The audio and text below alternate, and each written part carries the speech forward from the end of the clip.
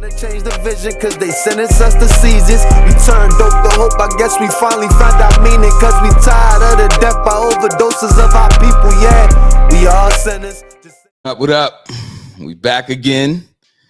Episode 3. I'm here, Eddie Roberts, with my beautiful bride, Nicole Roberts. How are you, sweetie? We are here. I just want to just kind of show the appreciation. We've been getting a lot of love, and I'm grateful, and I'm glad some of the topics that we've been talking about is hopefully not entertaining but transformational. Yeah. Hoping that it's people can identify and maybe take some of the steps that we took, to make things different in their lives. Absolutely. I think the first thing is, when we talk about that self-awareness, is identifying what's going on in our lives. And for us to do that, sometimes we might have to be real, see a therapist, talk to somebody. So listen, I'm grateful. So continue to support us, and we're going to just kind of, keep bringing you into our journey. We all the same. Like, we may look different, but especially in our community, we experience some of the same things. So absolutely. Yeah. So today we're gonna get into this topic of marriage. So we've been rocking. We've been married since 2008. Yes. When did we first connect? We first connected Devontae was 5. Okay. So how many years ago was that? Devontae is what? 29. Yeah. So 23 years, basically. Yeah. 23 years. And of that 23, we've been married for 16. Yes. So for me, I didn't go into marriage understanding the full spectrum. What I wanted to do was, I had first, started going back to church, and I knew I had given myself to the Lord, and I knew that the way that I was living, it wasn't incongruent with thus saith the Lord, and I wanted to be obedient, and I wanted to be married instead of living together, not wed, not married. And I also thought about, our children, even though they were adults, but I started to think about the example that we were giving them. And I just didn't want them to go through life without seeing their parents. Healthy relationship. Their parents. Yeah. Married. So for me, I went in with the wrong intentions, because as my wife know, I wasn't given 100. And I kind of was on that 50-50. I'm the man. Yeah, like I was, I bring 50, you bring 50. And that's what marriage is not about, that. No, it's not a 50-50. If you think it's a 50-50, you're wrong, because you're only giving half of yourself. It's really 100, and you come together. Facts. Yeah, because half of me is what? That's nothing. You got to give all of you. Yeah. I had to give all of me. Selfless. Yeah. Selfless. Yeah. I was the opposite, selfish. Yes. And I'm still, in some ways, I'm working on it. You've gotten better. Thank you. A lot Thank better. you. Appreciate that. Mm-hmm. Man, do I appreciate that, because coming from her, she knows me in and out. Like it's not about being one way out in the street and then being a different way home. She knows me. So I appreciate that. And you actually taught me how to be selfless. And that was basically in observing how you treated my children, and definitely how you treated Bilal. Yeah. Like, so for me, who mother spoiled me. Oh, yeah. It kind of bled into the relationship. It did. Because I wanted what I wanted, and I wasn't really willing to give up too much. Like, I had a line that I was crossing. It was an imaginary line, Yeah. but like it hindered me actually being Able to grow. absolutely. Yeah. Maxine Roberts spoiled all her children, but you were the last one. Everybody was older. Your brother left. Everybody grew up, lived their own life, and here it was you getting clothes from Diplomat. Yeah. What minor was getting clothes from diplomats? Yeah, Everybody from Diplomat shop. Elizabeth, nothing's under $100 in Diplomat. Yeah. So you definitely had a privileged lifestyle in your household. Your mom was a homeowner. That's not a lot of us going around. Single parent, homeowner, working at the police station, Yeah. had some clout, and here you was coming around with all the flyest clothes on. Yeah, you And definitely had it easy. and that there set the tone for me for entitlement and selfishness, right? And that wasn't her intentions, but Yeah. that's kind of the person she created, and I dare not say this was my mother's fault, Oh no. but because my mother really did her best. Your mom was a nurturer, Yeah. but when your dad wasn't in the house, all there was mom. So you didn't get any examples on how to be a man, right? Yeah. So that was mainly your issue. So you had to develop some things. And that's why counseling and everything else is important, Yeah. Yeah. So and this journey, like, I remember early on in the marriage, we weren't having too many rifts. Yeah. There was a lot of, just dealing with things and how they, a lot of stuffing for me. And I'm sure it was a lot of stuffing, your feelings and sort of being, I know I was being passive. You may have been that way as well, because I'm not one who wants, I will avoid conflict. Okay. So, for me, if things bothered me, I would just avoid the tough Yeah. conversations. And Yeah. you're the opposite, actually. Yeah. You have the tough conversations, and for me, that just wasn't what I did. That's kind of how I was, even in friendships. When we're being offended or hurt, you just kind of deal with it and Yeah. and avoid telling that person, like, yo, bro, I don't like what you did to me right there. And that's just the way that I was dealing with marriage Yeah. early. Yeah. And for me, us being single parents, women, single parent women have to have a little tougher skin. We have more battles to fight, especially when your child is the opposite sex. So you tend to be a little more aggressive, moms that have sons. And I've always been a person that like to express myself. And a lot of times that would be an issue for me because here I am expressing, and men can't cry, men can't express. And that was a way that things were dealt with then. But I think at that time, me and you both, our upbringing and being single parents, you coming from their mom's background, I'm coming from his dad's background, and us being from the streets, a lot of stuff, it was healthy because we was developing, but we weren't having things between us yet that needed to grow. Yeah. And I remember, about maybe 7, 8 years in, maybe 10.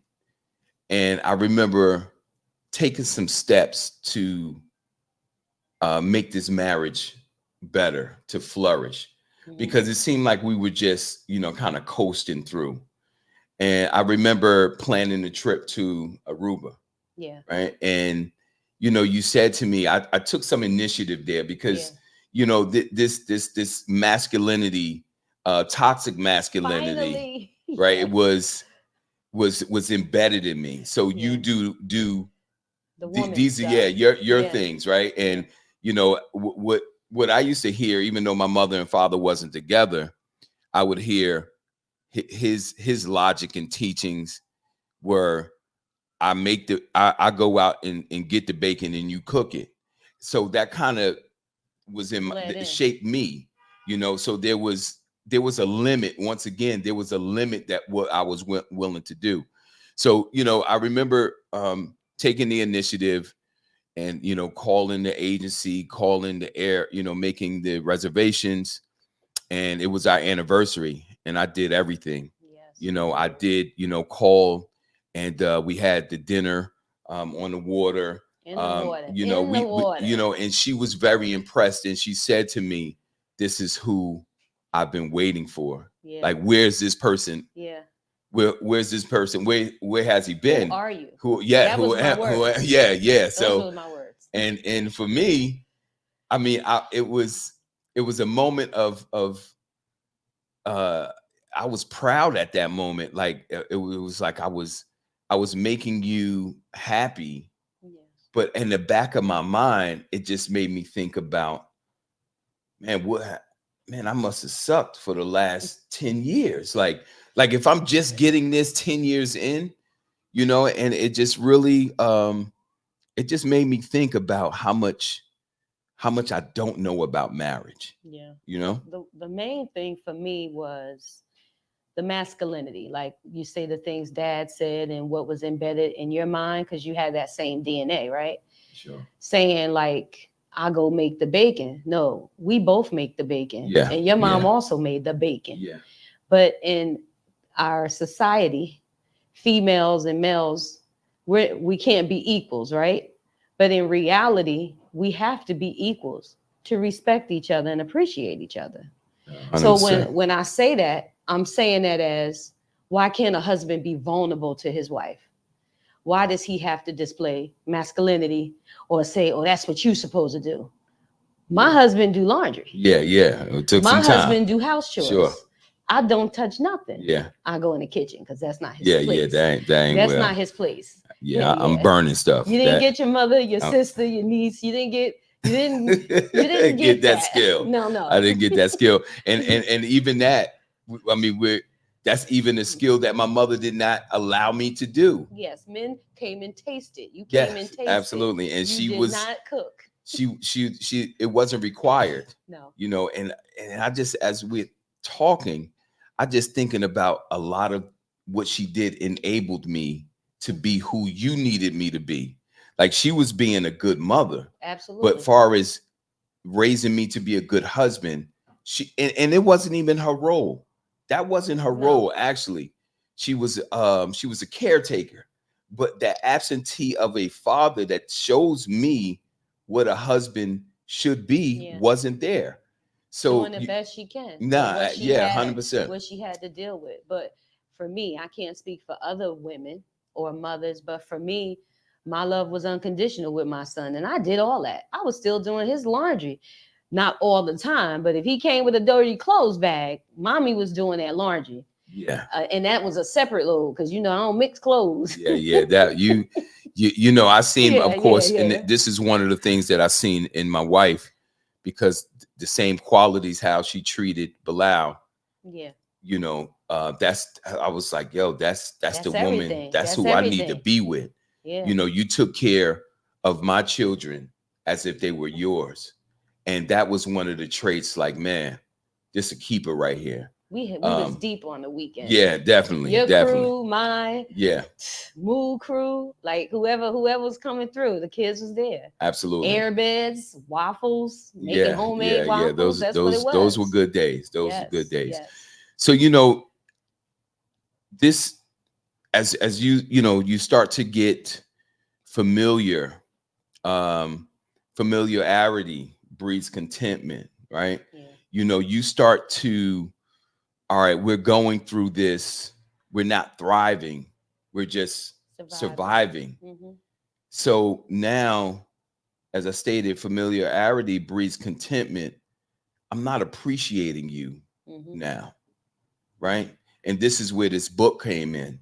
And you know, I'm grateful for this book, because like, it showed me, the book name is the name of the author is Gary Thomas, and the name and the book title is Cherish. And it focuses on the love languages, and not to love and honor, but to cherish. Yes. And like, yo, like cherish, you know, you cherish something, you treat it different than you love it. Like people throw around that word love. Yeah. Like love is an emotion, but when you cherish something, you take care of that thing, right? Yeah. Right? You open the door for your bride. You know, you go get that water or juice out the kitchen for her when y'all Middle both of in the it. bed, you know, and without attitude. Yeah. You know, you do things to please her, and that didn't come naturally because I was doing some things and there was a line that I said, okay, it's 50. I did my part. Now this is expected from me, and my self-centeredness said, I'm not. No, I don't know. I'm doing what I need to do Yeah. as a husband. Yeah. And cherish is a part of being concerned about your spouse and your loved Facts. one, your Facts. loved ones. It's not just like, oh, I love you, but it's not showing in your action. It's not showing in your tone. Or if I ask you to do something, it's just like, you know, you need affirmation. Yeah. You don't want contentment. Like, man, what you want me to do that for? You know, it's always thinking about somebody else other than yourself. Yeah. See, now I think that with men, but I mean, just going back, Yeah. you know, to biblical Bible, like when Eve sinned, like Adam didn't step up and was accountable. You know, when he did it, he blamed it on Eve, and that trait has trickled down generation after Yes, it generation. has. So that self-centeredness is in us, and it's not that we can't break it, but we got to be aware of it. Definitely. Because the man is supposed to stand in front of his woman and say, Sure, we did it. man. And in this society, we know how the world is. It's a man's world. The song is out, it's been out, and it's still out. Yo, let me tell you, So, my wife has taught me so much. And you talking about gangster, I got to put a little bit out there. Like honestly, I'm gonna keep it a buck. Like I see my wife stand in front of a gun for her son, wow. and that showed me a different level of unconditional love. Wow. Like, you know, we talk about we'll give our last, we'll give our kidney, we'll give that to our child. But my wife was, dude had the gun right there. My wife moved Bilal out the way. And she was like, nah, this ain't happening.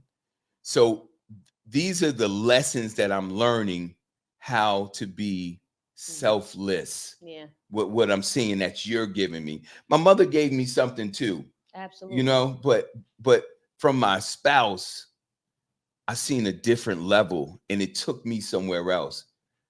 How to be selfless, and I'm making strides there. I'm making strides there. Absolutely. So, go ahead. No. You had some? Okay, but I also want to talk about self-awareness. Mm-hmm.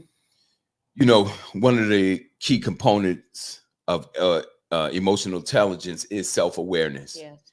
And that's the journey that we're on, right? Yeah. We're on this journey on how can we be better. We're not complacent.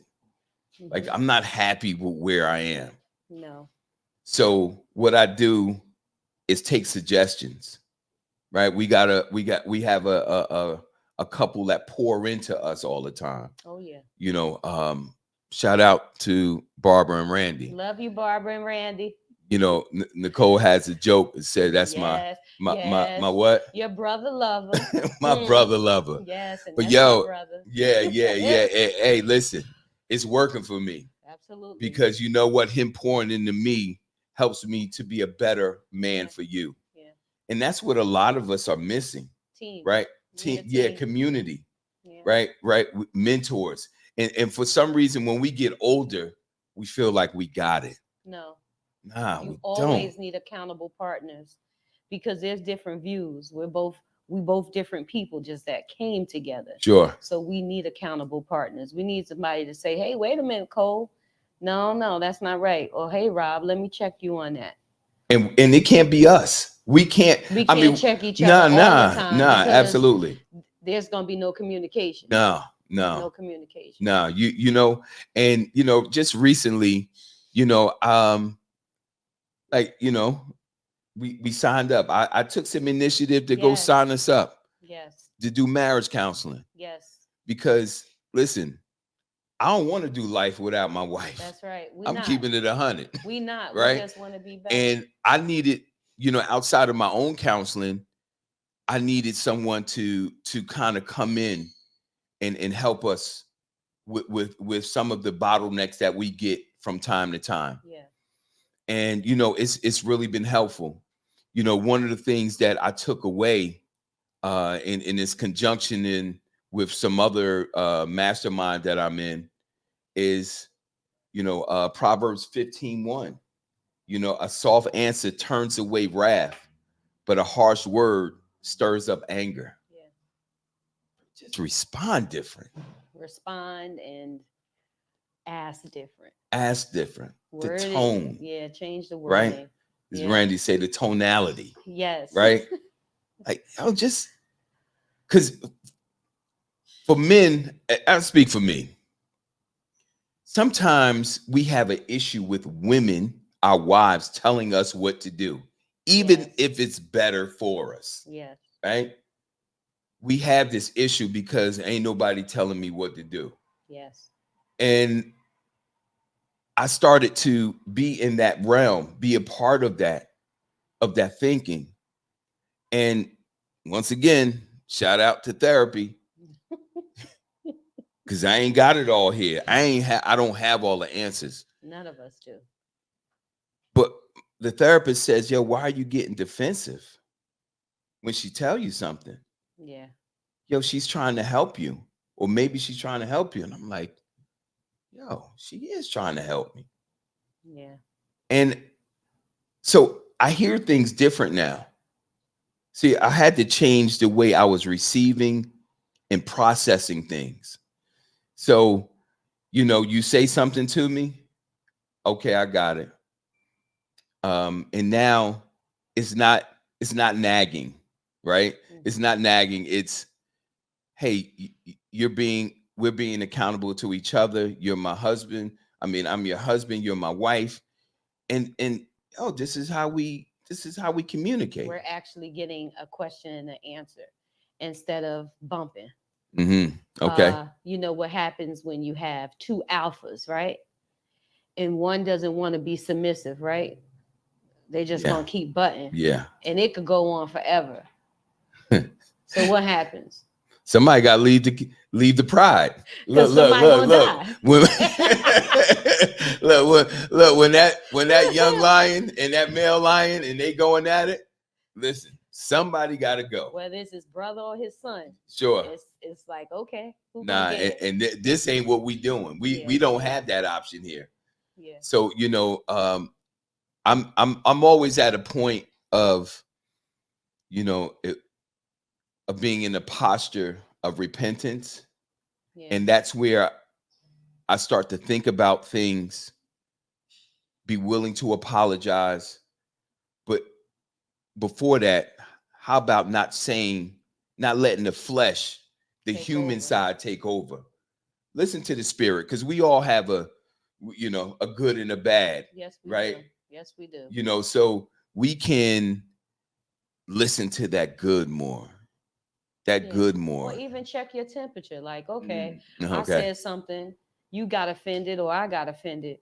Let me roll back what I said that might have came out wrong or could have been offensive. Yeah. That's a good thing to do, especially when you're trying to make your point and communicate. You can't communicate if somebody's offended and now we're on defense mode. It won't happen. You bring up communication, and it's key to all relationships. Yes. Whether it's business relationships, whether relationships with your children, relationships with your spouse, your friendships, like you have to communicate. Yes, you do. And that's something that I was lacking, the ability or even the articulating what I'm feeling. Yeah. That is a challenge for men. So what we do is we'll just sit there and be quiet. And I know, that's one thing that you don't like when I shut down. No, I cannot stand a person that shut down because I said it 100 years. Silence is a lot. It means a lot when a person gets silent. It's just like saying F you, and it says a lot of things Yeah. because you don't want to speak, Yeah. So And you can read whatever you want to read because the person's not saying anything. you set the tone, right? that I don't want to talk to you. Don't bother me. It's a form like get out of my face. Yeah. And I'm, like I said, it's the F you thing. Yeah. Yeah. And for us, we're just trying to be better, right? We're trying to be not just functioning, we are trying to thrive. Absolutely. And listen, I love that we do counseling because you've lost your parents. I've lost a parent, two parents, right? Yeah. Lost a son. So I got some trauma. I'm not who I used to be. So I know that my husband knows that, she different. She different, Yeah. right? Yeah. And then our loved ones kind of put up with that, and it gets masked. And then it gets pushed down. And then everyday life, you coping, you got to go to work, you got to babysit people, you have a life, right? How many businesses do we have? You got to put all of this in one basket, because you can't drop stuff off and be like, oh, take care of that later. Okay. You understand? You have a life, you have responsibilities. Then you have life happening outside of us, grandkids, still the kids that's here. So, and then our loved ones. We got blood that's not our blood. We got our blood. We get affected in a lot of different ways. So, counseling, I recommend it to anybody that's getting ready to get married or married. We got 20 plus years, right? I'm grateful that we ain't have no crazy stuff going on, right? Yeah. But you will die with me, right? Because there's 100%. No such thing as divorce, right?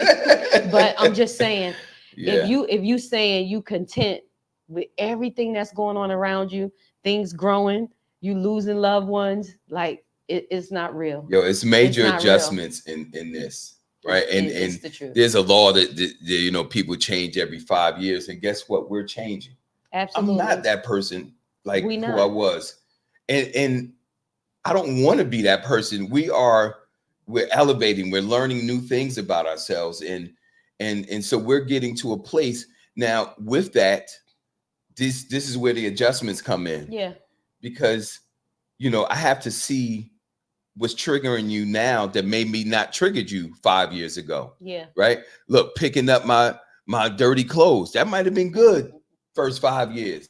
But now I'm like, nah, that ain't good right now. It's over. That ain't good. So you mentioned earlier, like you were the I mean, you always worked, but you also took care of the home, cooking and washing the clothes, and cleaning.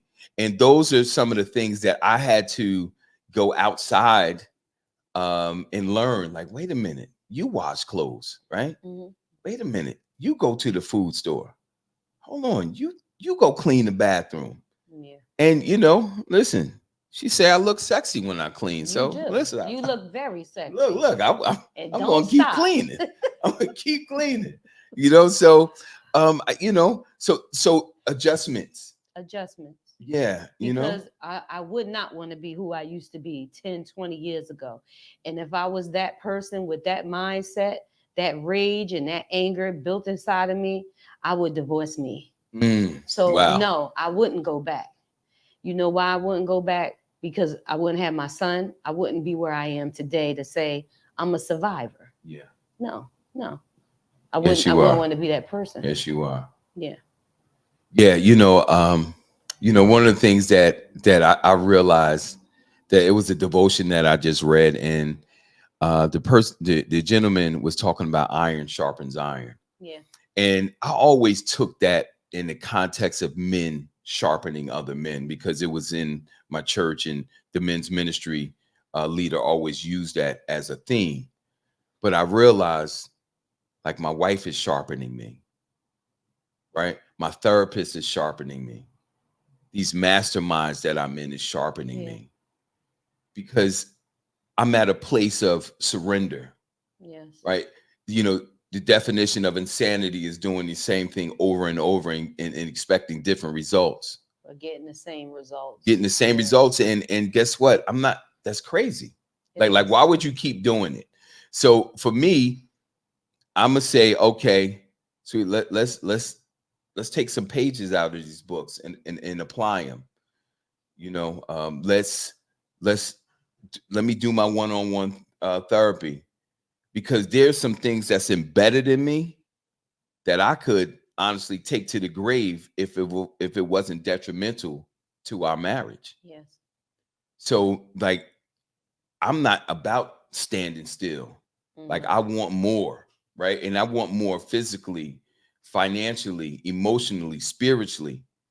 And to do these things, you have to do something different. Yeah, therapy is perfect, because remember, you're bringing everything that you was taught, everything that you learned in your house, outside your house, into your marriage, into raising your kids, and you don't realize it until you get that reflection. Like, hold up, this is not what I intended for my kids to see, listen to, play, or act like. Yeah. Yeah. So how you going to change those things?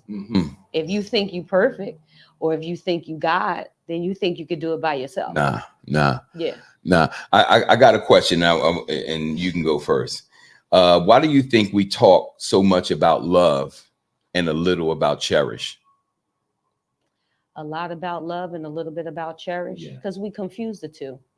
Wow. Love is actually an act. Cherish is an act. Yeah. The word love is just, yeah, I love you. Yeah. But where's the action? Yeah. That's the difference for me. Okay. All right. And I show you love when I make you breakfast. I show you love when I cater to you. And everybody has a different love language. Okay. And I'll definitely agree with that. And just to add, like, cherish is that taking that additional step. Yes. Because we throw the word love around like, yo, I love that car. Or, man, I love that chicken. Yeah, you don't really whatever, right? It's just the 4-letter word. It's just an object. But the cherish part, as I stated before, is making sure my bride is safe, making sure that I'm meeting her needs, right? Because there's something different from me deciding what I think you need, opposed to me learning what you need, right? We talk about that love language you just mentioned. Yes. Right? There's a certain way that I know what Nicole likes. And it's not bling, it ain't diamonds. No. It ain't, even though you got a nice one on your finger, though. Sorry, but yeah. Don't get it twisted. That's right. She a girly girl. You ain't turning down no diamonds, right? But at the same time, I figured out your love language. Yes, you did. Right? You know, make you feel safe. Yeah. Help you around the house. Yes. And one, more importantly, like, don't chastise or make you feel smaller than. No shrinking. Yeah, don't shrink me. Absolutely. Yeah. You know, and that is something that, I had to learn, as well. So, we on the journey. We on the journey. And one way you have cherished me is that surprise birthday chef. Yes. Yes. And those are the cherished actions that really shine. Yeah. Yeah. That was special. Yeah. I was pescatarian for a while. And I'm back on the pescatarian thing. Yeah. Like I said, I'm trying to work on the health thing. Trying to get the Harold's. Yeah, Harold's. Look, she wanna eat a whole cow at Harold's. They bring a whole cow out to you. But before we wrap up, I want to just talk about the affirmations that I'm reading daily. Yeah. And you don't even know, but I'm reading these daily, and you don't know that I'm calling you after every time I read the affirmation. Thank you, Jesus. Yeah, and the affirmation is coming from 1 Corinthians. I have 3 affirmations, but the one for you, and I have to read this, 1 Corinthians 13, 4-8. Love suffers long and is kind. Love does not envy. Love does not parade itself, is not puffed up, does not behave rudely, does not seek its own, is not provoked, thinks no evil, does not rejoice in iniquity, but rejoices in the truth. Bear all things, believe all things, hopes all things, endure all things. Love never fails. But whether there are prophecies, they will fail. Whether there are tongues, they will cease. Whether there is knowledge, it will vanish away. So love is going to supersede. Yeah. Right? Love is going to love and cherish will have me not yell at my wife, not fuss at my wife. Right? And it's not saying that we're not going to have disagreements, but there is a way to handle a functional way to be able to communicate when we disagree. Couples need to handle each other better. Yeah. Show some love, even at times when they're not being lovable. Yeah. You know, you can add fire or you could put out the fire. Absolutely. Make your choice. But we know which choice is best. And you said it the other day, like, yo, you spend so much energy being mad. You do. Right? It takes a lot of energy to be angry, mad, vengeful. It takes a lot of energy. Oh, like I'm the other day we in Virginia, and the Street Disciple Nas come on, the GOAT, and the title of the song came on. I love this feeling, and I'm riding with my wife, and I said, yo, I love this feeling. Mm-hmm. Like yo, I just I mean, it was a moment of gratitude because like nothing was wrong. I mean, we were handling some business, but you my rider. Yeah. Right? You my partner. You my spades partner. Yeah. Right? You my partner. Like I'm not playing the game without my partner. The black version of Bonnie and Clyde. Yeah, absolutely. For sure. And I'm glad we're doing life together. Yeah. I'm glad we're doing life together. So, once again, I just want to, thank the supporters, thank those who, they came up to us and tell us how they enjoyed it.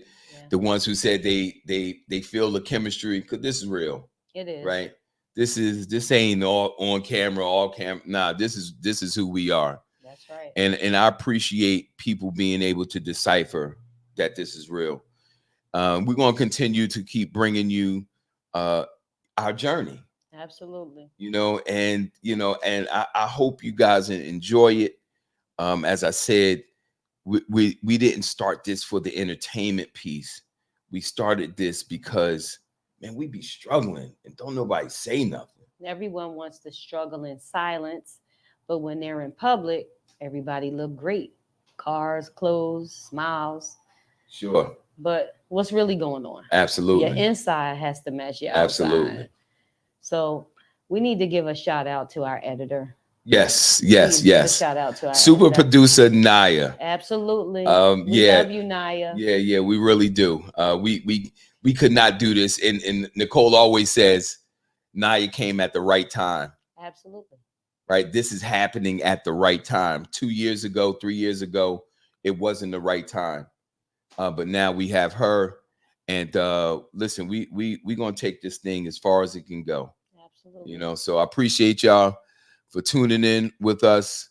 And we look forward to seeing you guys next week or in 10 days. Nya does work. She kind of said we can't be doing this every week, but we're gonna see y'all shortly. She's appreciate a busy y'all. Lady. Yes, she is. Reach out if you need her services. Yes. That's it, sweetie. Yes. Love you. Love you too. Appreciate you. Appreciate you. All you right. too. Peace out, y'all. Do it.